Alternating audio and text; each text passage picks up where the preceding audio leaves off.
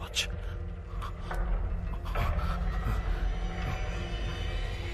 ఏమైంది?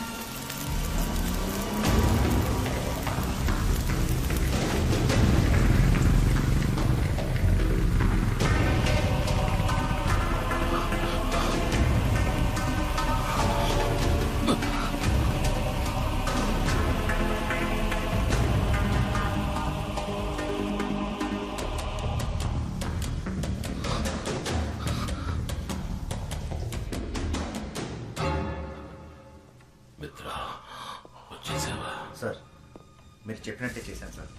వాడు నిన్ను చూశాడా? లేదు సార్. వాడు నిన్ను చూస్తే ఇన్నేళ్లు మనం పడ్డ కష్టం వృధా అయిపోతుంది. ఖచ్చితంగా తను నన్ను చూడలేదు, కానీ నేను తన్ని చూశాను. తన చేతికి మీరు తయారు చేసిన వాచ్ నాకు తీసుకొని చూశాను. అది పనిచేస్తుంది.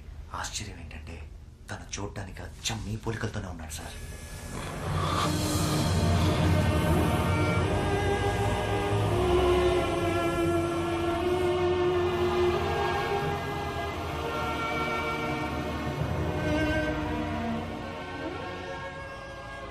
ప్రియా, మిత్ర చెప్పింది విన్నావా? మన బిడ్డ అచ్చం అలాగే ఉన్నట్ట. రూపంలో వాడు నన్ను పోలినా పర్వాలేదు, కానీ వాడి జీవితం నాలా ఉండకూడదు. అందుకే వాడు ఇక్కడే ఉంటున్నాడని తెలిసి కూడా వాడికి దూరంగా ఉంటున్నాను.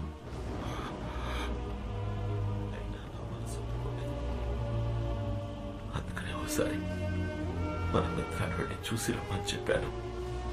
వాడు సంతోషంగా ఉన్నట్ట, మంచి వాళ్ళతో ఉంటున్నాడట. బిడ్డ సంతోషం తప్ప కన్నా వాళ్ళకి ఇంకేం కావాలి చెప్పు?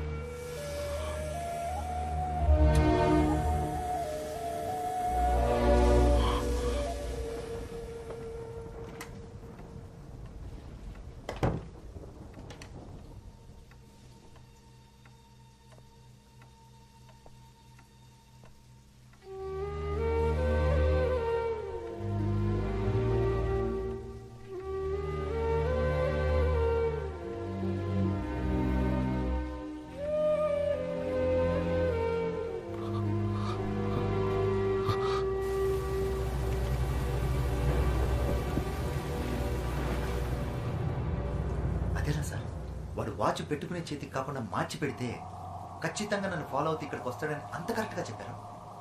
వాడు శివకుమార్ కొడుకైతే నేను శివకుమార్ అన్నంద్రా. కానీ ఇంత పెద్ద పని వాడి వల్ల వీలవుతుందా? వాడి వల్ల మాత్రమే వీలవుతుంది. వాడి బాబుని చూడకుండా ఏ పని చేసేవాడో తెలియకుండా పెరిగాడు వాడు. అయినా వీడే పని చేస్తున్నాడో చూసావా? Watch mechanic. వాడిలో ఉన్నది శివకుమార్ రక్తం. ఖచ్చితంగా చేస్తాడు. వాడిని పిలిపించి చెయ్యమని అడిగినా, మనం బెదిరించినా మన కోసం చేస్తాడా? వెళతా వాడి జీవితంలోకి వాడి బాబులా వెళతా. వాడి తల్లి గురించి చెప్పి తనని చూడాలన్న ఆతృతని పెంచుతా. ఆత్రేయ వాడి కుటుంబాన్ని దారుణంగా అంతం చేసిన కథ చెప్తా. అప్పుడు చేస్తాడు. ఫోటో ముందు కన్నీళ్లు కారుస్తూ నించున్నాడుగా, వాడికి జన్మనిచ్చిన తల్లి దానికోసం చేస్తాడు. వాడి బాబుననుకుంటున్న నన్ను నయం చేయడానికైనా చేస్తాడు. చేయించి చూపిస్తా. మిత్ర, ఆ వాచ్ని కట్టుకుని ఎవడైనా దాన్ని ఉపయోగించుకోవచ్చు, కానీ ఆ పని చేయకుండా నాకు అనుకూలంగా ఉపయోగించుకుంటా. చూసుకో.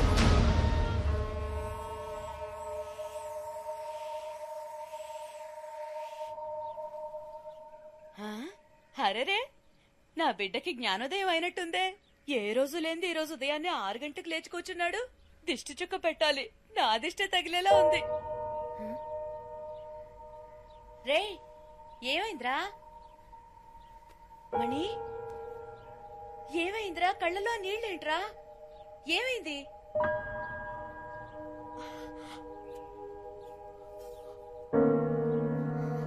అమ్మా, వీళ్ళ గురించి తెలుసుకోవాలని ఆతృతతో అడగడం లేదు. నేను నీ బిడ్డని కానా అన్న ఆవేదనతో అడుగుతున్నాను.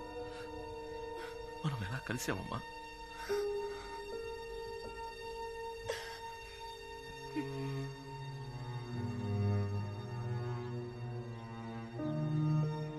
ఈయన మీ నాన్న.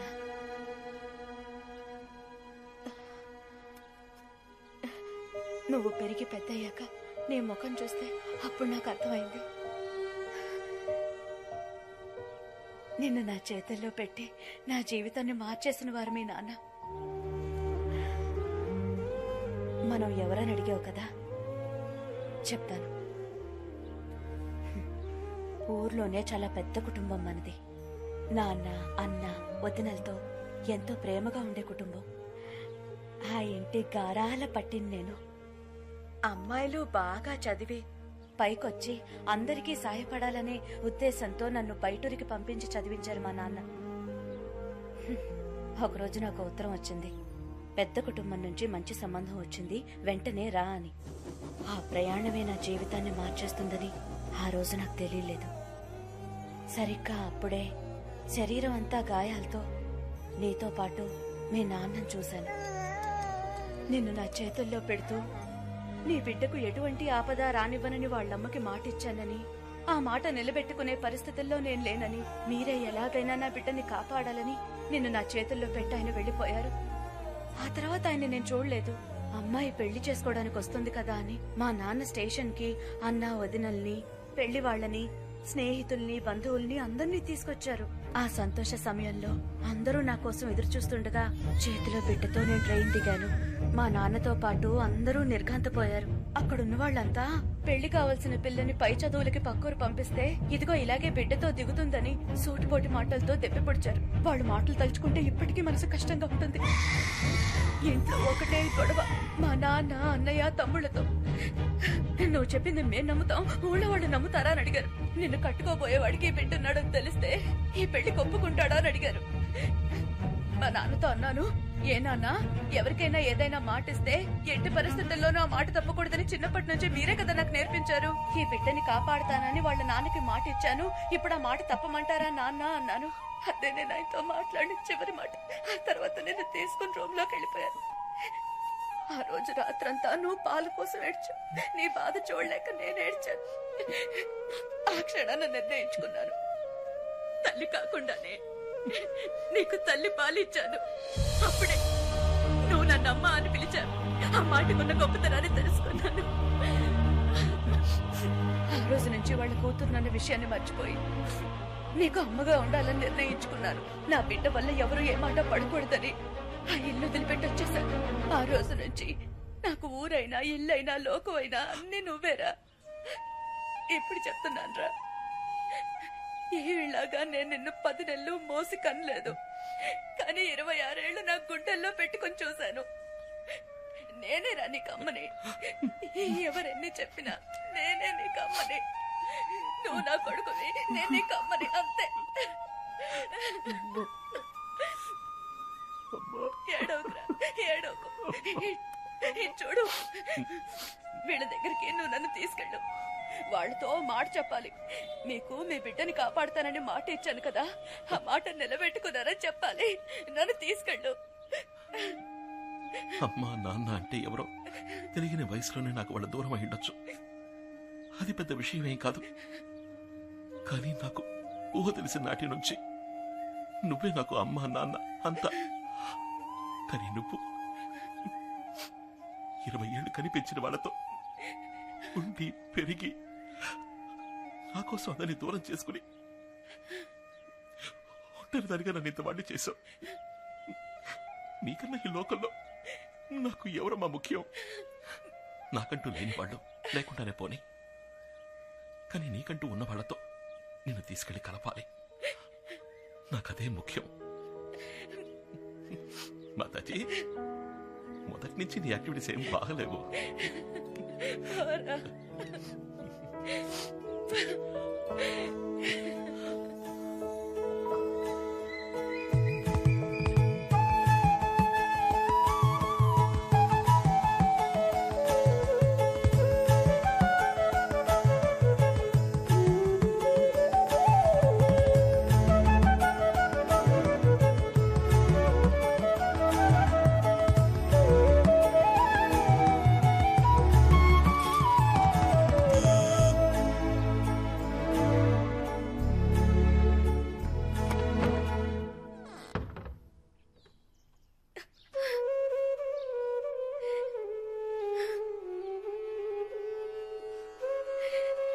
వదినా,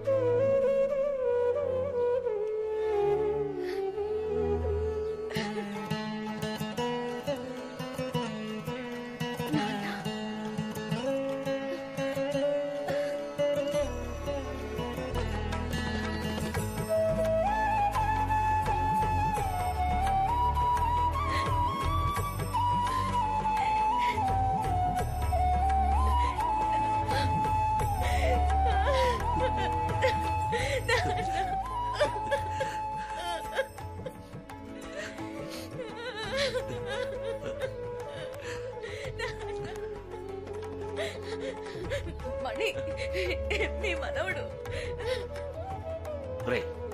రారా ఇలా. ఒకే రోజులో మీ అమ్మని తీసుకెళ్లిపోయావు. మళ్ళీ తనని తిరిగి తీసుకురావడానికి నీకెన్ని సంవత్సరాలు పట్టింది కదూ? రే, ఏంట్రా అలా చూస్తూ ఉండిపోయావు? నాన్నగారే మాట్లాడిందా నీకేంటి?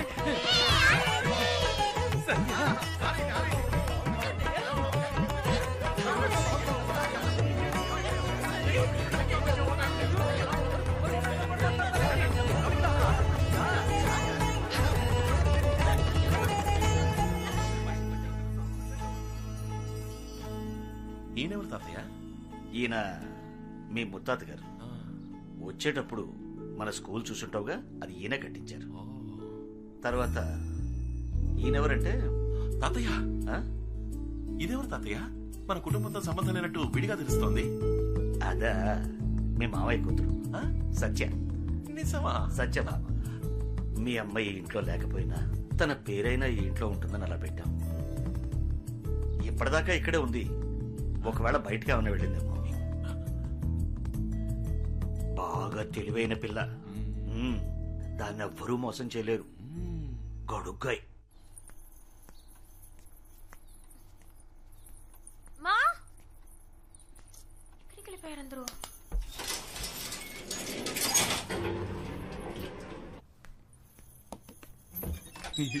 హాయ్.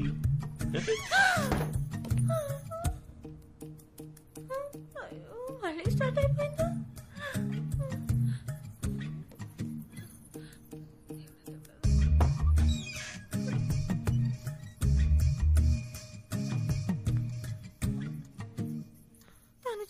జరుగుతుంది? ఇన్నాళ్ళు బానే ఉన్నానుగా.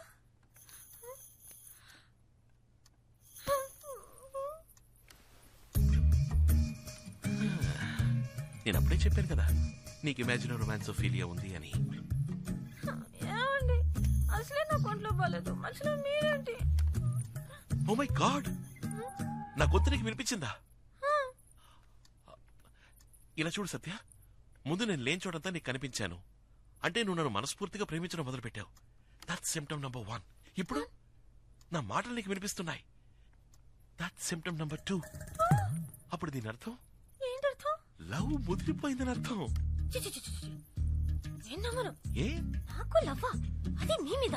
అవును మరి, లవ్ కాకపోతే కొత్త నంబర్ 6, పాత number 16, money watch works, watch maker street, Vizag 530027 లో ఉన్న నేను, పాత నంబర్ 21, కొత్త నంబర్ 24, ఉల్లి వీధి, గోపాల సముద్రంలో ఉన్న నీ కళ్ళకు కనిపిస్తున్నానంటే ఎలా మరి? మా ఊరు అడ్రస్ మీకెలా తెలుసు? Basically I'm watch mechanic. General గా నాకు జనరల్ నాలెడ్జ్ ఎక్కువ. అది వదిలేసి నీ కళ్ళకి మాత్రం ఎలా కనిపిస్తున్నాను? ఎలా కనిపిస్తున్నారు? లవ్. యా. ఇప్పుడు నేను ఎక్కడున్నానో చెప్పు. Hall number 6, new number 16, money watch works, watch maker street, Prahladpuram, Vizag 530027. నువ్వెక్కడున్నావు? హాల్ నంబర్ 21, న్యూ నంబర్ 24, ఉల్లి వీధి, గోపాల సముద్రం. అది అయినా నేను కనిపిస్తున్నాను, నా మాట వినిపిస్తోంది అంటే ముదిరిపోయింది. Symptom number 2 confirm.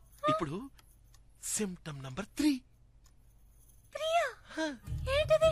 ఇప్పుడు వెంటనే పెళ్లి చేసుకునే ఆశ ఉందని చెక్ చేద్దాం. అలాంటి ఆశలు ఏమీ లేవండి. తొందరపడి మీరు ఏ నిర్ణయం తీసుకోకూడదు. నేను మీలాగే అనుకుంటున్నాను.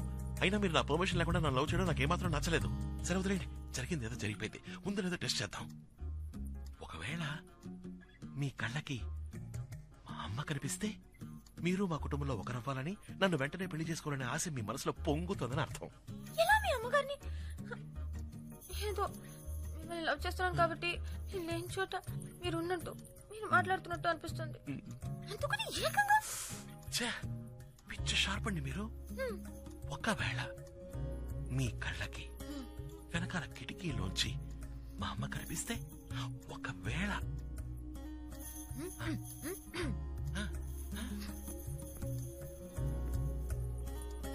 ఇదిగో సత్యాకి ఏమి ఇష్టమో కనుక్కుని అదే వండి పెట్టాలి. ఏంటి కనిపిస్తున్నారు. నిజంగానా? నిజంగానే కనిపిస్తున్నారు. అచ్చాబా, పెళ్లి చేసుకోవడం ఆస్తను మరీ అబద్ధాలు ఆడుతున్నావు. అయ్యో, మా మమ్మీ మీద ఒట్టు, నిజంగా కనిపిస్తున్నారు. ఏంటో అనేది నిజమా?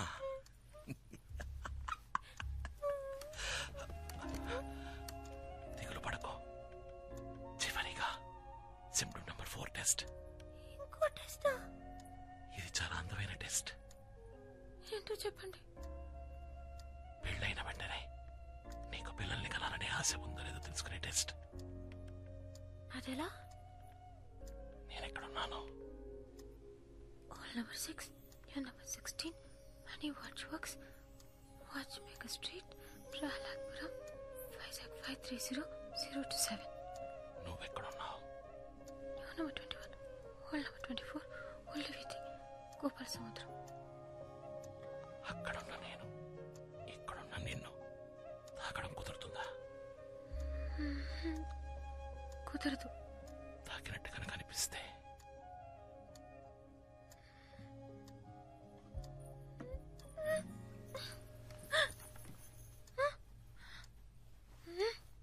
సత్య తల తీవే. ఏంటమ్మా? లోపల ఏం చేస్తున్నావే? కిందకి రా. వాళ్ళు నేను తర్వాత వస్తాను. నాకు ఒంట్లో బాగాలేదు. డాక్టర్ రమ్మంటే ఏమైంది? నీకేం కాలేదు, ముందు కిందకి రా. ఇదో వ్యాధి, image romance failure, symptom 1, 2, marriage babies. ఏంటి ఈ తిక్క వాగుడు? అంటు వ్యాధి ఏంటి? పక్క వాళ్ళకి పాకుతుందా? అదే పాకదు. ఎందుకైనా మంచిది కొంచెం దూరంగా ఉండు. నీకు సోకితే నేను కాసేపు రెస్ట్ తీసుకుని తర్వాత వస్తాను. ఆగవే, ఎవరొచ్చారో తెలుసా? మీ మేనత్త. రావుదినా? అయ్యో, ఈవిడ. అంబులెన్స్ పిలిచేమా? ఏమైంది నీకు? వదినా, ఈ పిల్ల నీ మేనకోడలు సత్య. నీకు కనిపిస్తున్నారా? వ్యాధి నీకు సోకిందా? ఇద్దరం కలిసే డాక్టర్ దగ్గరికి వెళ్తాం. పదమ్మా. నోరు మూయవే. ఈ 2 తర్వాత వచ్చిందేని సంతోషపడకుండా పిచ్చి పట్టిందల్లాగా అవుతున్నావు. వదినా, నా మేనకోడలు ఇదివరకే మా ఇంటికి వచ్చింది. నిజమా? ఆ, కానీ పని మీద వచ్చింది. అయ్యో, నా మేనకోడలకు కనీసం కంపు కాఫీ కూడా ఇవ్వకుండా పంపించానే. ఏంటి అలా చూస్తున్నావు? మణికి నువ్వు ఇక్కడున్న సంగతి తెలిస్తే ఎంత సంతోషపడతాడో తెలుసా? మణి, మణి, రే మణి, మణి, ఇలా రారా, రా. Sure. Yes, Mataji. How can I help you? ఇటు చూడు, ఎవరున్నారు? ఎవరు? మన ఇంటికి వచ్చిందే. ఎప్పుడు? రే, నా చీర కూడా ఇచ్చాను కదరా. అయ్యో, మా షాప్ కి ఎంతో మంది కస్టమర్స్ రావడం వల్ల మొహం గుర్తుండకపోవచ్చు. సారీ, మీ మొహం గుర్తుపట్టేందుకు తప్పుగా అనుకోకండి. అదేరా, చందన స్టోర్ లో నా కాబోయే కోడల కోసం పింక్ కలర్ చీర కొన్నాను, అది ఇచ్చాను కదా. HMT మోడల్ S76 తాతగారి ఫేవరెట్ వాచ్. బేసికల్ వాచ్ మెకానిక్ అయినందువల్ల నాకు కస్టమర్ల మొహాలు గుర్తుండవు, వాచ్ మోడల్సే గుర్తుంటాయి. అందులో కూడా నేను డేట్ సెట్ చేసి ఇచ్చేనే. ఆ వాచ్ కరెక్ట్ గా వర్క్ అవుతుందా? బై ది వే, ఐ మణి. నీ బావ తాతయ్య, ఇదిగో వస్తున్నా. తాతగారు ఇంకా ఫోటో చూపిస్తారట, నేను కిందకెళ్ళి వస్తాను. లోపల నా బాక్స్ ని షెల్ఫ్ మీద పెట్టాలి, కాస్త హెల్ప్ చేస్తారా? అది గర్ల్స్ రూమ్ లోకి బాయ్స్ ఇక్కడ గెస్ట్లతో పని రే, చేస్తా. పెట్టిరారా. వదినా, నేను నిజంగా అమ్మా, నమ్మలేకపోతున్నాను. అమ్మా, నాకు ఈరోజు థ్రోట్ సరిలేదమ్మా. అమ్మా, ఇందాకేమన్నా సిమ్టమ్ 1, 2, 3, 4. సిమ్టమ్ 5 ఏంటో తెలుసా బావా? నా స్కూల్లో నాకు ఇది నేర్పించలేదే. తెలియదా? ఆ వ్యాధి సోకిన పేషెంట్ కళ్ళలో ఒకడు కనిపిస్తున్నాడు కదా, వాడిని ఆ పేషెంట్ ఏం చేస్తుందో నేను చెప్పనా? గుడ్లు పీకి, ముక్కు మీద గుద్ది, చెవులు లాగి, చేతులు విరిచి. ఐ థింక్ నీకు ఇమాజినోఫిలియా పోయిందనుకుంటా. Yeah, we both are in the రొమాన్సోఫిలియా.